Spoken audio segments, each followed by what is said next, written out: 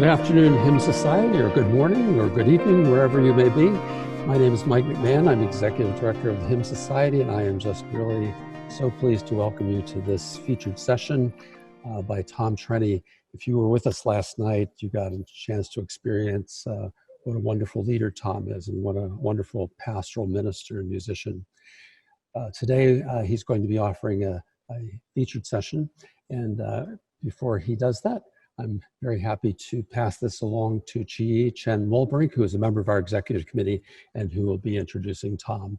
During the session, if you have any questions that come to mind, please write them into the chat box or into the question and answer feature, and we will be monitoring those during the session. And at the end, we'll leave a little time and have a chance to ask some of those questions to Tom.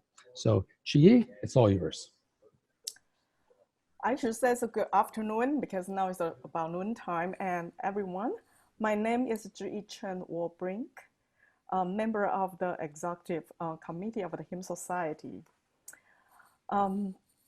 We are very glad you are one of our first digital conference on why we sing, the song, the singers. This is the time we will focus on today, and through our conversation and through Tom's wonderful words afterwards. And I would love to remind that we are not able to sing or hear, each other, but of course we will see Tom very soon. But I may make the comments or asking questions through the chat or the question and answer features. I was on the last night hymn festival. It brought me a lot of tears. In this difficult time, thank you, Tom, for your wonderful pastoral care through the music. Tom Trenney is currently the First-Plymouth Church music director, the director of the Minister of the Music at the First-Plymouth Church, Nebraska. Tom is not only the church musician only, he's really as also the preacher. And even the preaching for from the worship, and he is also the assistant professors of the music and a conductor of chorus at the Nebraska Wesleyan University. And we all know Tom has a wonderful personality through his talking and with the music. And I met Tom from the Presbyterian Association of Musicians conference a few years ago. That was really, benefit for all my soul for the musicianship. And as you know, he's a wonderful parent as well. So let me welcome Tom. Thank you so much. Wow, I appreciate you, Mike, and Chi, and also behind the scenes, Stephen and Brian, for your help preparing the way for this time together today. It's such a joy to be with all of you. I appreciate so many of you reaching out to me last night and in between. I hope you won't mind my taking the privilege now of gathering us in a brief word of prayer. Let's pray. Speak, Lord, for your servants are listening. May the words of my mouth and the meditation of all our hearts be acceptable in your sight, O dear God, our faithful rock and our sure Redeemer. Amen. So good to have this time with you. I'll spend a little time today sharing some of my personal story with you. And I'd just like to say that's not because I think my personal story is any more valuable than anyone else's or especially wonderful, but it's the only one I've got. And I hope that by offering it today, it may encourage you to think about the ways that your unique calling into becoming who you are and to doing the ministry and the service that you've been called to do may help you to remember some of that. And if that happens, then this will have been, from my perspective anyway, time very well spent. I wish I could see and hear all of you in this moment, but I'm grateful that we can stay connected. When I was in my early 20s, I lived in Michigan, in a suburb of Detroit, and my folks came to visit me once over my birthday, and Mom said, I'd like to make some cupcakes. I thought that was a great idea. But many of you know who would know me well. Before I met Brent anyway, there would be nothing in my kitchen that would be useful to bake anything. So my mom gave me a very detailed list of things to go and buy at the grocery store. And so I went dutifully and I got all the things on the list. And then the last thing was, seemed like the simplest cupcake mix, it said. So I walked down the baking aisle. I don't think I'd ever been in that aisle before. I remember very clearly it was aisle 11 at Kroger's. And I looked all the way on the side of one of the shelves over on this side to my left, and there were all kinds of beautiful cover models of cakes. There was vanilla cake and chocolate cake and devil's food cake and marble cake and confetti cake. I mean, just I didn't even know there were that many kinds of cakes. And I got all the way to the bottom and I thought, no cupcake mix here. And so I turned my head to the other side of the aisle and I saw all of these different muffin mixes. And there were blueberry muffins and cranberry muffins and bran muffins and apple muffins and banana. I mean, just so many. And yet I didn't see any cupcakes there either. And I thought, maybe there's some kind of cupcake special and they're on one of the side aisles. So I started to walk around the aisle and I saw one of those men wearing an apron with the store logo on it. And he asked me that fateful question that we so often hear: have you found everything you're looking for? A few minutes later, I learned that you can make cupcakes with cake mix. I share that because it's an absolutely true story. And because I think it shows us all an example of how sometimes we think we're looking for something so specific that we fail to see the possibilities that are right before our eyes in abundance.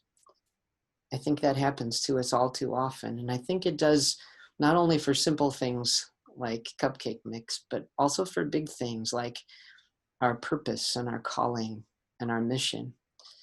And so I want you to think today as we go through this time together of all of the possibilities, even in this difficult moment, that may well be within your grasp, rather than suffering for the specific things you may be envisioning that you can't touch or taste or see or feel quite right in this moment right now.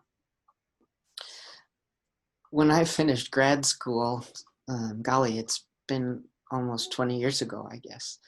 I remember I was one of those students that pretty much did everything my teachers told me to do. I was one of those kids that pretty much did everything my parents told me to do. And so I had done my part, done the hard work I felt I was supposed to do, felt I had checked all of the boxes of achievement, and I had entered the competitions I was supposed to, and I was ready. And I remember thinking, whatever church gets me is going to be so lucky. And I got to begin my journey working in full-time ministry. And I remember being so frustrated so often. I remember thinking things all the time like, if only we had the money to get the organ tuned. If only the pastors would tell me before Friday what the hymns are going to be for Sunday. If only Nancy would have shown up to bell practice this week. If only we had a few sopranos that were under 65. The list goes on and on. If only, if only, if only.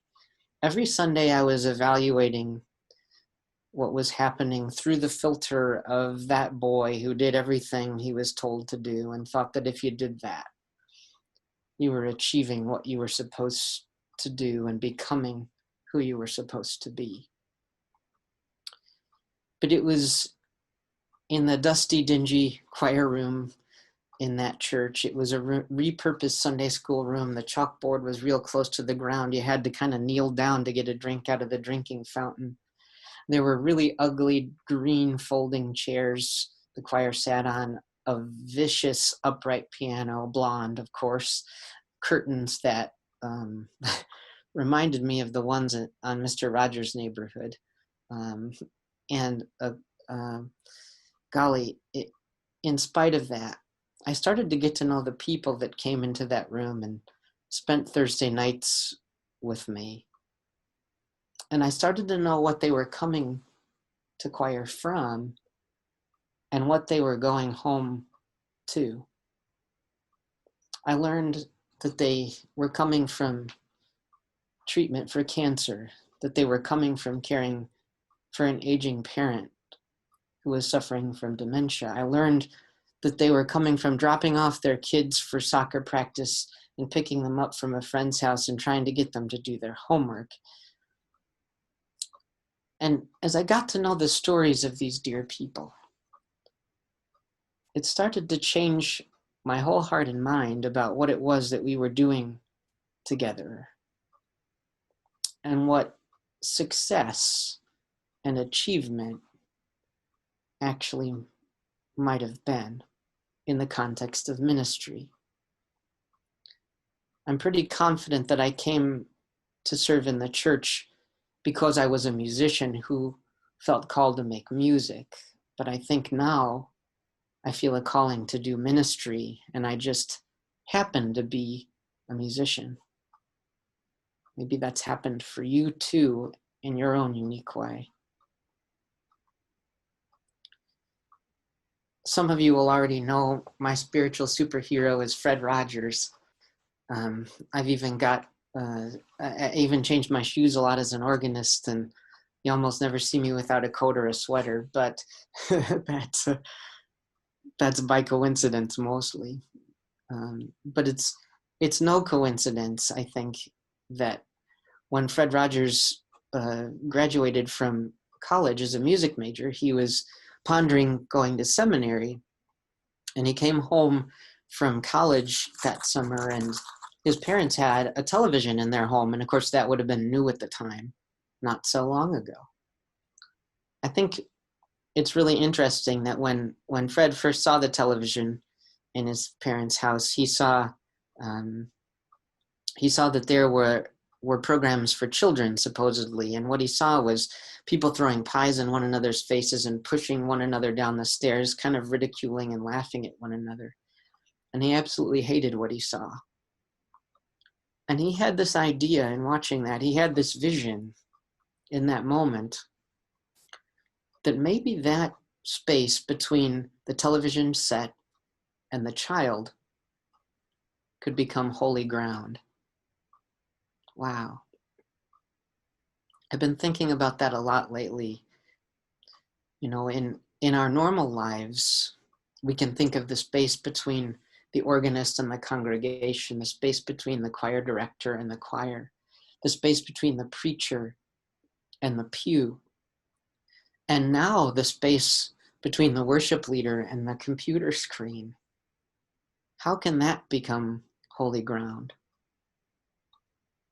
And can that be true also for the people in our choir who may go to be the bank teller and to serve the customer, and the teacher to serve the student, and the doctor to serve the patient? One thing that remains constant, except for once every 4 years, is that we get 168 hours each week. And the question really becomes for each of us, how do we choose to spend that time? And whom do we choose to invest that time in? I want to share, kind of to continue the on-ramp to this conversation, a reflection. And if you've ever been with me for a retreat or workshop, you've probably heard this before, but golly, it comes back to my heart again and again. This was sent to me in an email in 2011. Some good things happen in email, my friends. Keep your eyes on your inbox once in a while. this was a reflection from Quinn Caldwell, a pastor now in Syracuse, New York, I believe. I'll share it with you.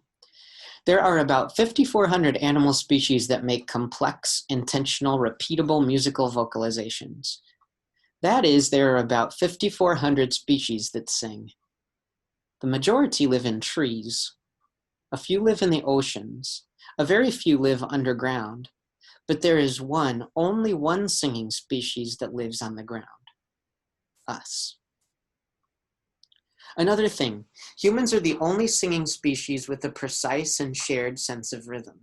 I always insert sometimes here, which is what allows us to sing together.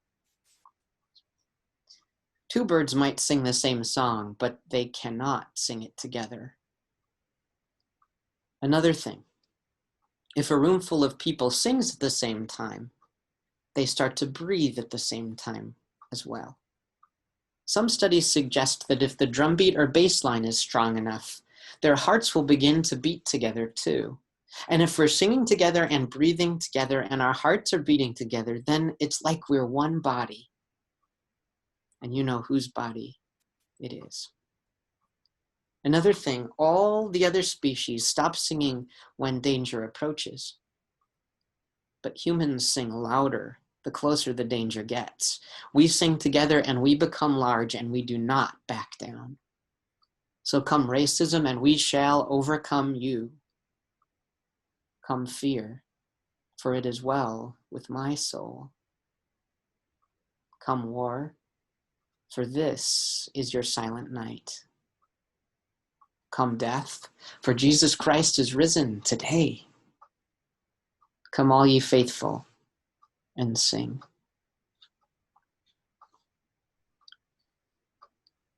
As I start to think about the miracle and mystery of music as a ministry particularly, I think what an incredible reality of creation, perhaps at least in my way of thinking, the most incredible aspect of God's creation is that each of us is created to be a unique musical instrument. And there's music born in us, not just as a singer, but especially as a singer, because we are literally created to be instruments, right? Handcrafted and fashioned.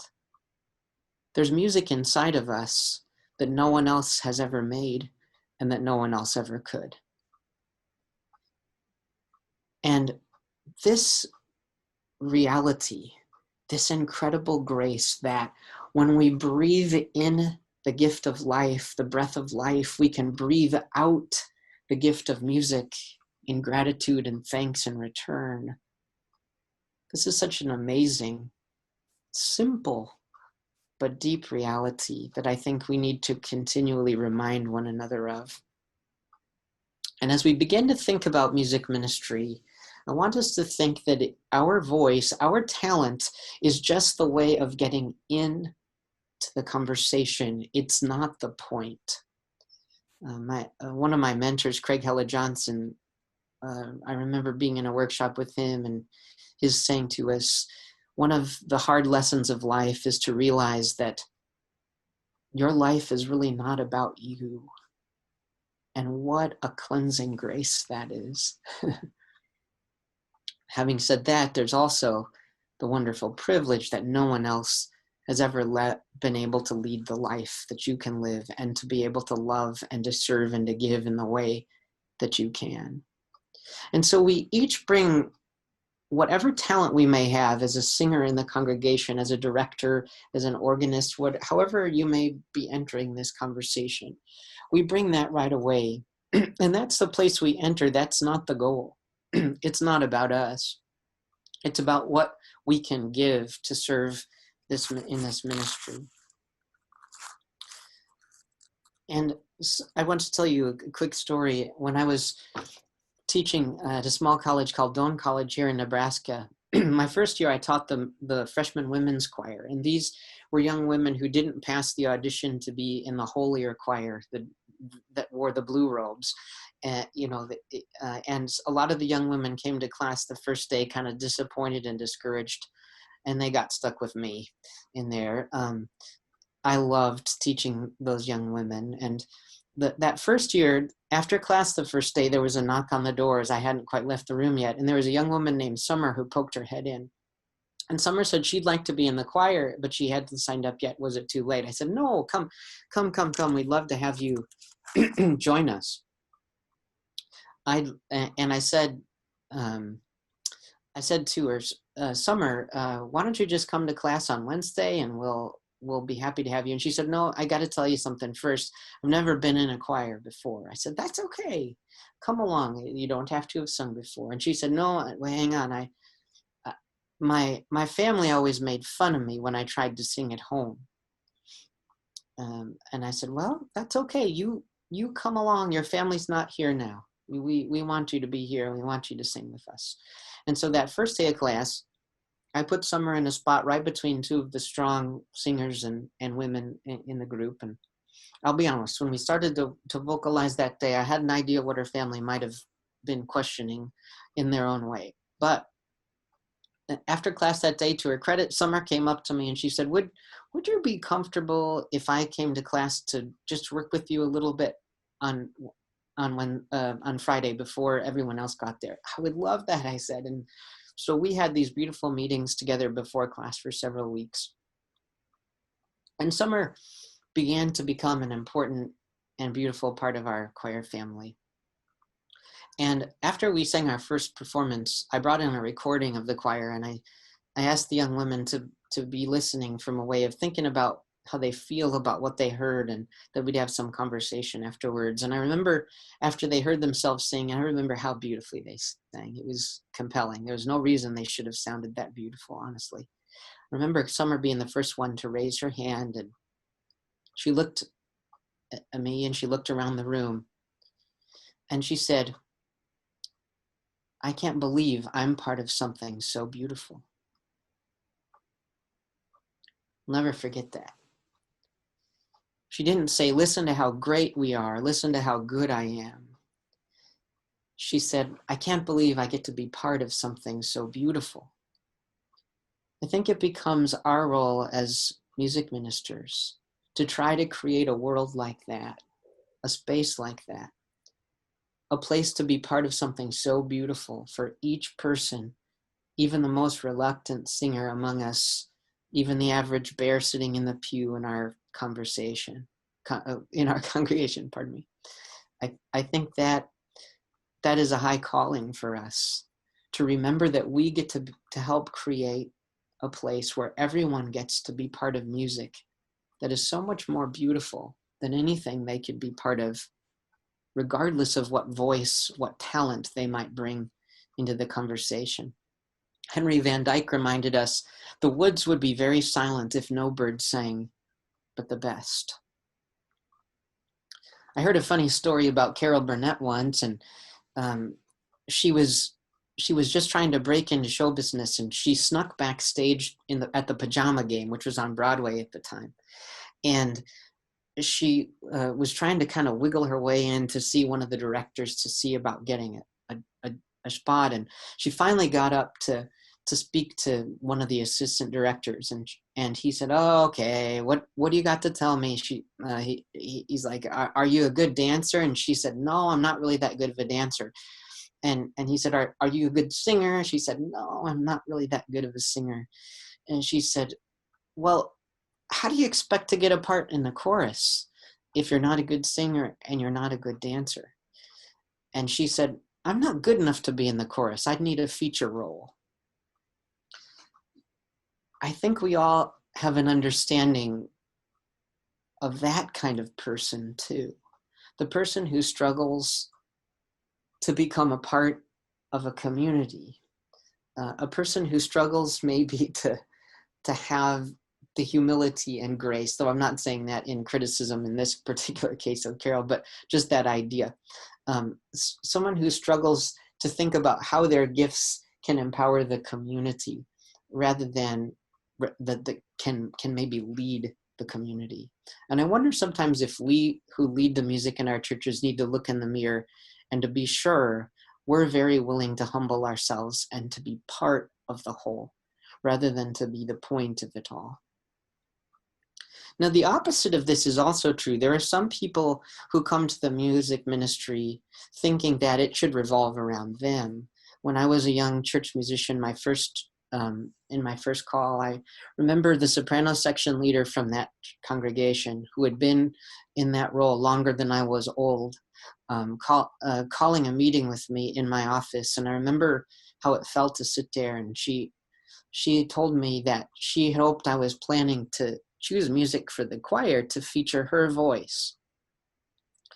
It became very clear to me in that moment that she and I had a very different understanding of what the music ministry was. My understanding was that it was a place for all of us to come together to give, rather than for all of us to come together to lift specific people up. And I think when we instead decide to lift everyone up, to lift the community as a whole up, that can become so much more empowering and so much more healing and so much more whole for so many of us. So when we start to think about using our talent, whatever it is, whether it be as humble as Summer's or as vital to us as Carol's might have been, if we think about how we may offer it, I have a chart that we're going to start sharing gradually here, thanks to my friends working, that we're going to see how we can contribute our talent through the different layers. And these layers will go a lot more quickly than this on-ramp has in our conversation. And the first one that I'd like to share with you is to think about how we might give our particular talent and our voice to the music we make. And as we're going to see a bunch of concentric circles in this chart over time and work our way to the center, even though we're musicians, most of us, music isn't the reason we're there. It's the vehicle. It becomes the instrument. We become servant musicians. We give our talent to the music. And I think we all have heard singers who sing every song, no matter what time it come from, no matter who composed it, no matter what its message was. They sing every song the same as they did the one before. And they almost use the songs themselves, the music, as a vehicle for their voice, rather than using their voice as an instrument through which the music that they're singing might sound. I remember once being on a trip in upstate New York, and so often when I was traveling as an organist, the organists in the town would want to take me to see every instrument in the geographical area. I sometimes would rather have gone to a baseball game or for a swim, but I occasionally would cave in and go on these trips. And there was one time I was really glad I did. It was like the Lord saying, you should do this more often. And so I went to this small church, and the organ technicians were there rebuilding and kind of refashioning an old instrument, a historic instrument. And when we got there were pipes spread all over the church, some on the pews, some on the floor, some already back up in the organ case. And I remember the organist playing some of the pipes, and the organ builder, and this is the 8-foot principle. Oh, it's a beautiful sound. Lovely, lovely, lovely. And then came this powerful moment I'll never forget. That there was clearly a whole set of pipes sitting out there on the floor, and the organ builder picked one of them up and had it in his hand, and he said, "We're still trying to figure out what these pipes want to do." Did you hear that? We're still trying to figure out what these pipes want to do. He wasn't saying we're trying to make these pipes do what we want them to do. I sometimes wonder if we need to think more in those ways. How can we allow the authentic, honest voice of the people in our choir and congregation be revealed? How can the uniqueness of their particular way of singing and sharing be freed and be released in communal song? This way of thinking requires, I think, a lot of humility in us. And I think we can misunderstand humility as self-deprecation. And I think we need to have a war against that, frankly. I love this quote of C.S. Lewis. True humility is not thinking less of yourself. It is thinking of yourself less. I'm going to offer that again. True humility is not thinking less of yourself. It is thinking of yourself less. When we start to approach the great gift of music, we get to look at all the treasures of history that we have access to more than anyone else ever has in the history of the world. Think about that. We can use our unique gift in service of all of this different abundant music that's around us, all of the textures and flavors and colors that we can allow our unique sound to paint, to be informed. So here we are as musicians giving our voice to the music, and then comes the next place on our chart. If we start to think about how the music can become a servant to the texts that we sing, I think a lot of us do end up getting this far in the circle most of the time, especially if you're in the hymn society gathering like this. That's to say, how can the music serve the text that it's carrying? How can the words that we're singing into be revealed more passionately and thoughtfully and with more expression and nuance by the music that accompanies it? We'll be listening to a piece of music here. That's a cue for our audiovisual helpers, but not quite yet. I want you to think with me as we listen to this next piece, which it's a familiar song. It's "O Come All Ye Faithful," a carol we all know. I want you to think about how this particular interpretation makes you feel and what it makes you think about. And as we're listening to it, feel free to add something to the chat about it, and to kind of look at one another's responses. And I'd be grateful to have the opportunity to give some of my thoughts. Now I'm gonna say another time, I told you I was telling my story because it's the only one I have. In this case, I'm gonna share some of my own music. And that's not because I think it's better than someone else's. It's because I know then we can't talk behind the composer's back. And I'll be able to tell you what was indeed on my heart, and hopefully that communicates with you, and what I'm hoping might be exegeted in a certain way, or preached in a certain way, in the way we've said it. So let's go ahead and listen to a few minutes of this arrangement. You'll see the score for the first part as well, I think.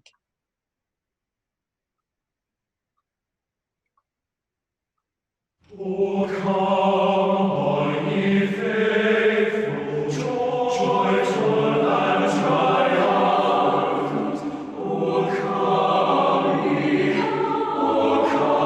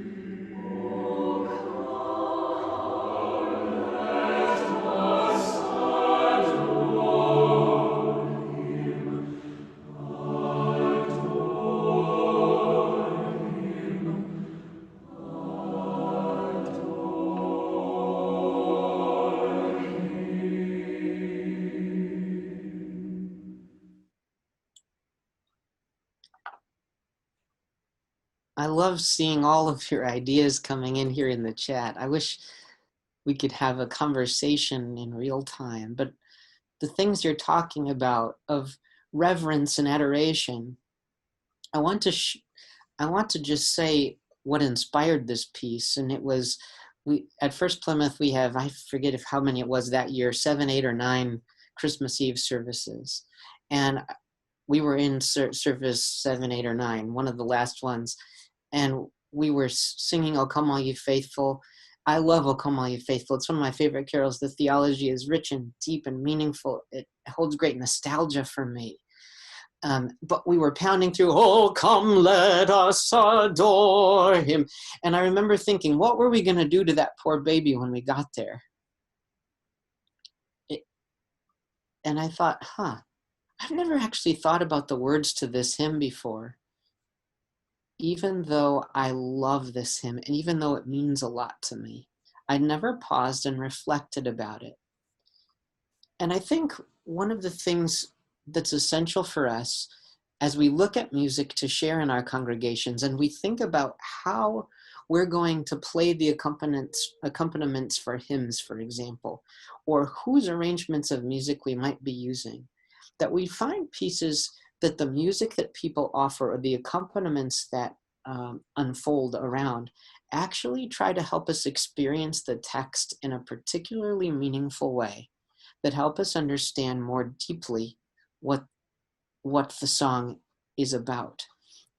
And so I hope those few moments of reflection and adoration were helpful to you.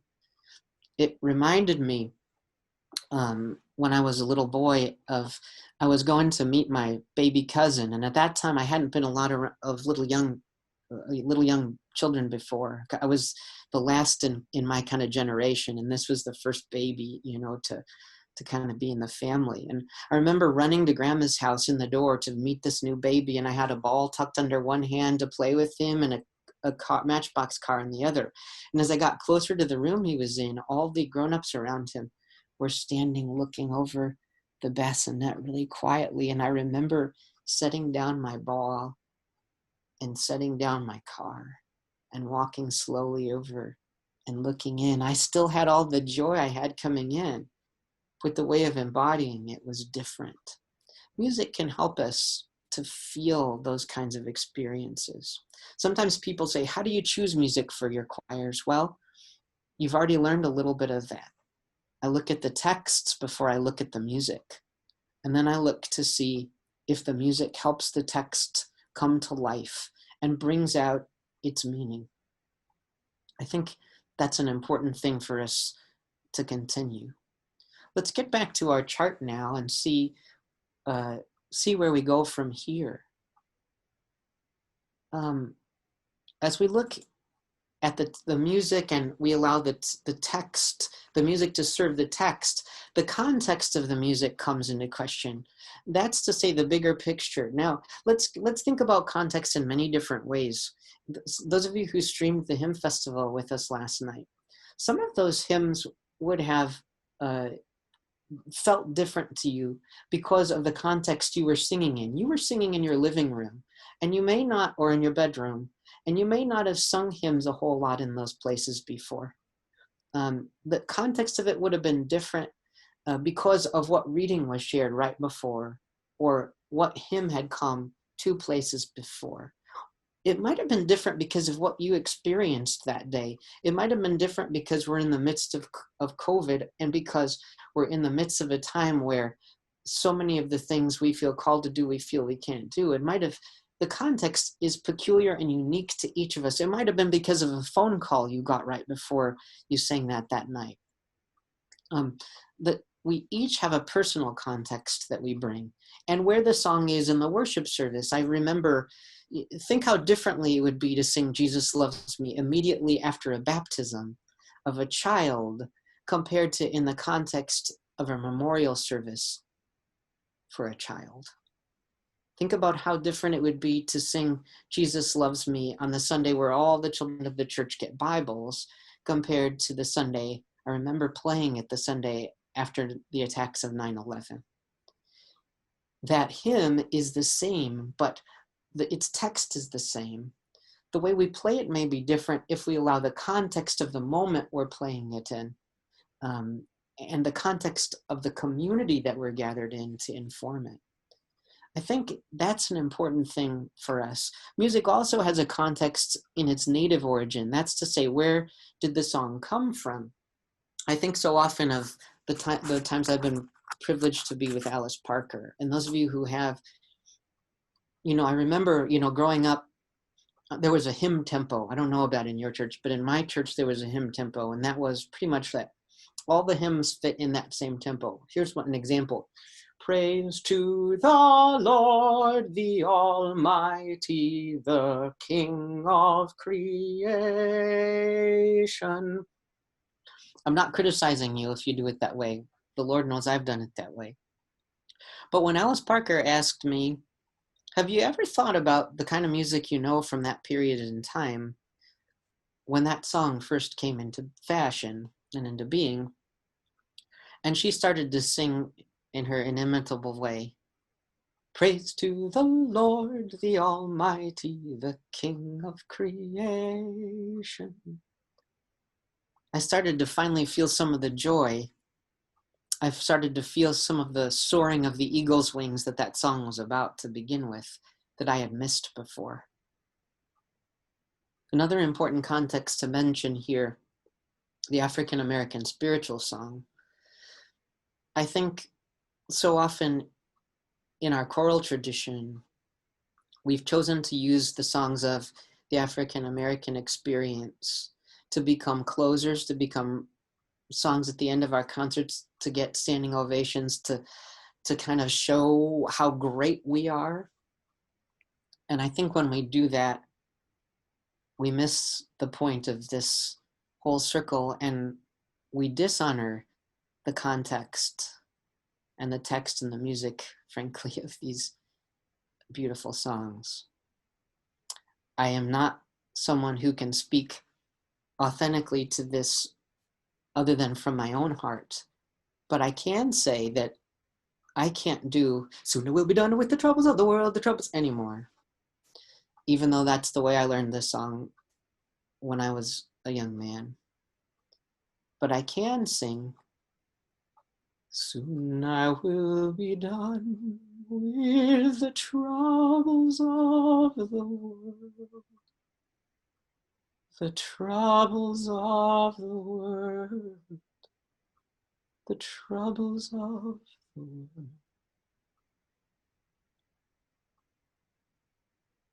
I can't sing, my soul's been anchored in the Lord, my soul's, what's anchored about that?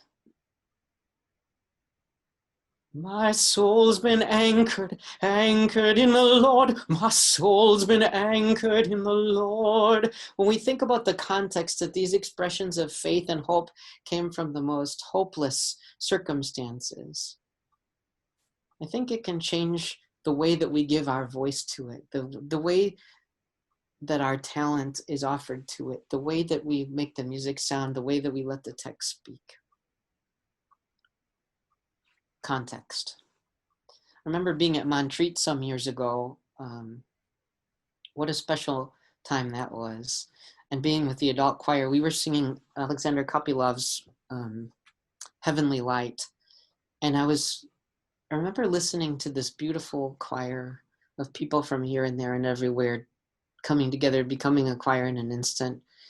And I thought of this beautiful prayer that we were singing, set to music from Russia. And in those days, there was a lot of news coming out about the Russians interfering with our elections and the Russians trying to destroy our country and the Russians. And I realized that those news bites had started to affect me to think that everyone in that entire country, all the Russians, were out to get me.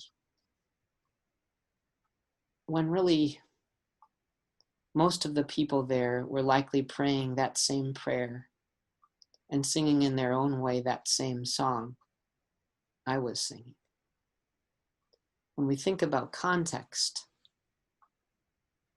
it can transform our way of facing the challenges of any moment, and it can make the music and the text and the way that we offer our gifts to it that much more meaningful.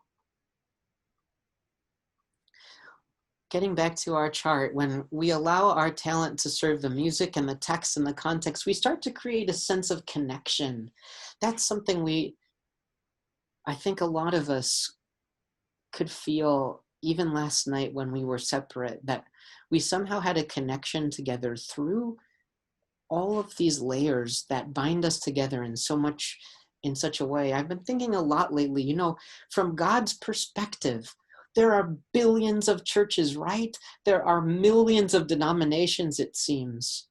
We all worship in such a fractured way to begin with.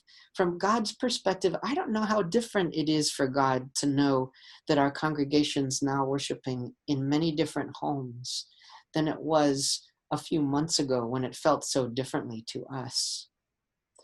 It's about this bigger sense of connection that we know and feel when we share these things that belong to each and all of us.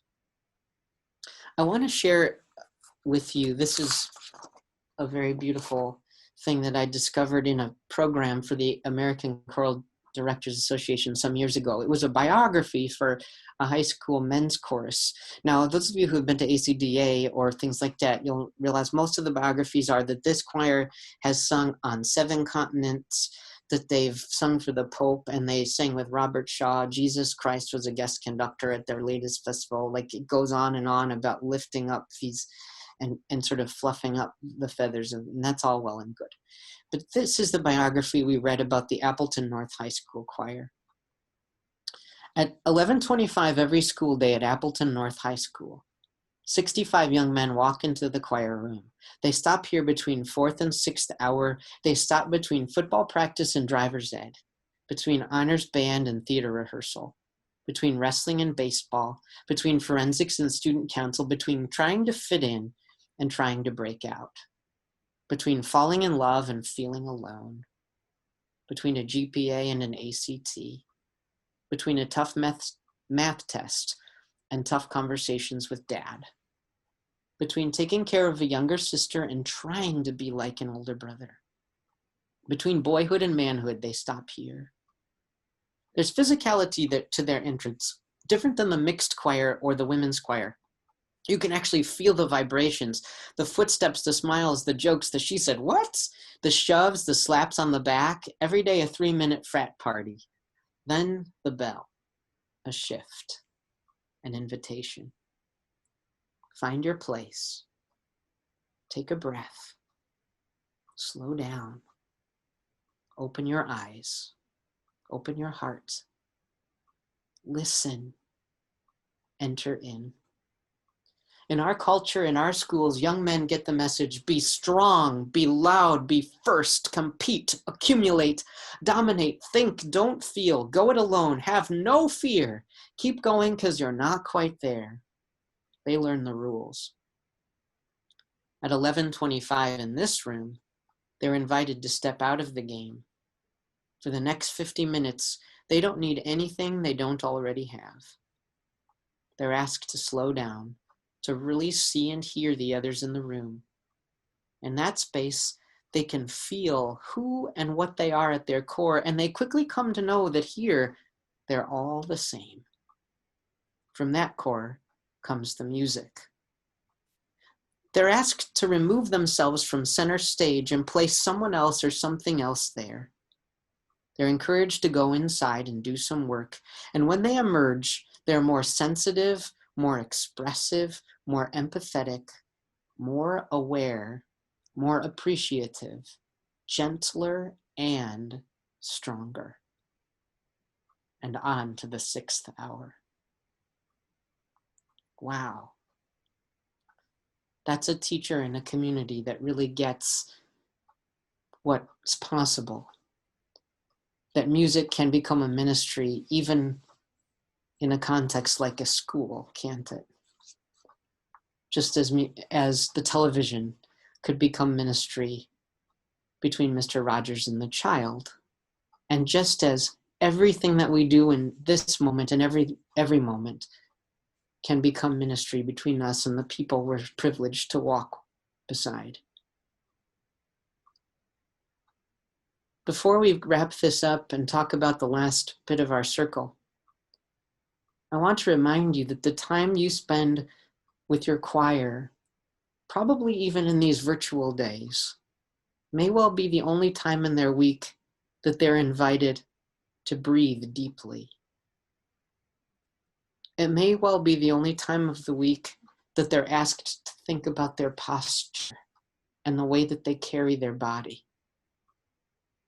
It may be the only time in the week they're asked to listen intently to their neighbors while also offering the best gifts from within themselves. It may well be the only time during their week that they think about poetry. It may well be the only time that scripture finds its way on their lips. It may well be the only time that they say a prayer out loud. It may well be the only time they think about something that happened in the world before they were born. It's a deep, deep privilege to walk on this holy ground that we walk upon. And as we look back to the final layer of the chart, I think all of that coming together and getting into this musical thing to begin with is to lift up some sort of message.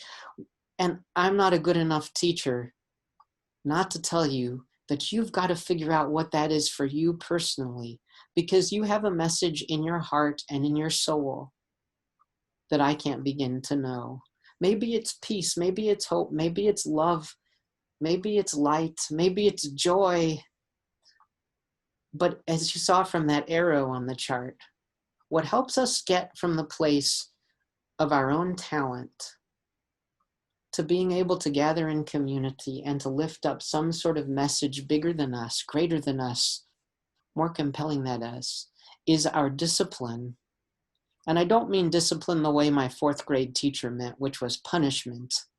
I mean discipline in the way of the joy that comes from following goodness, of the hope that comes from following love, of the grace and light that come even in difficult moments from following Jesus. How special it's been to share some of these ideas with you. And I pray that this time together may open your mind and heart to know how important it is for you to do the work that you're doing and to serve the community that you're serving. I look forward to answering, or at least attempting to answer any questions you might have. Thank you so much, Tom. We don't really have very many questions. I think people are so taken with the presentation and so entered into it so deeply, as we can see from the things that people have been entering into the chat. But there are two specific questions that I think you can answer pretty easily. The first one was from David and Joe. They were wondering, who publishes your arrangement of O Come All Ye Faithful? Oh, thank you. That's published by Mark Foster. So one of the Hal Leonard companies. Great, thank you. And from Jane, she would love if we could have that Appleton Choir statement. Is there some way you can send that to me as a Sure. a I can text? send you a PDF maybe, and then you could share it. I Absolutely. should say the conductor of that choir at the time was Craig Ahmet, and so just such an inspiration, I think. Great. And so there was something that you said earlier on that sort of grabbed me, and I was wondering if you might elaborate on that. And those are the elements of the unexpected and connection to mystery. I wonder if you could say a little bit about the ministry of the musician with respect to exposing people to something that's unexpected and allowing them to enter into the mystery. Yeah. Well, as I often answer questions with stories, maybe it's a parable in a way, I don't know, but I remember, for example, one Sunday after worship, we had sung, honestly, I can't remember if it was Lord of the Dance or Let All Things Now Living or All Things Bright and Beautiful. Those are three hymns I often invite people to whistle along if they want to in the congregation. And anyway, after the service, this one woman came up to me. I knew her from just seeing her in the church, but I had never spent any time with her before. She kind of grabbed me forcefully by the arms. You could do that in those days. You could get close to people. I really miss that. And she said, I just need to tell you, this morning was the first time I've ever heard my husband make music and worship. And she said, he doesn't like to sing, but he was whistling with me when we were singing that opening hymn. And I think that's an example. We sometimes think of mystery as being something kind of elusive and, smoke and mirrors and incense and all of those sorts of things. And I'm not saying those aren't, but I think mystery can come to us in playful and simple ways too, and it's so important for us to think about ways that we can create all kinds of access places for people to enter this realm in a way that's comfortable to them, so that they can be inspired to want to learn more about the depth and layers that we've come to know and love, rather than expecting them to go there right away and being frustrated. Well, Tom, thank you so much. We're just about out of time, but before we go, I just want to remind all of our participants that this evening's festival is with Kim Harris, African American Traditions. And please invite your friends. Now, don't share your Zoom link with them, but do please share the YouTube link with them, or Facebook. Tell them to find us on Facebook, and they can join us for that. Full conference registrants also, we have a 2:30 breakout conversation on best practices in digital worship, and it's a pretty timely topic for us right now. So thank you so much, Tom, for being with us this week. I just want to say that there's a sense of beauty that you bring to this that I think we all appreciate so much. So thank you so much. Thank you. Bless you all.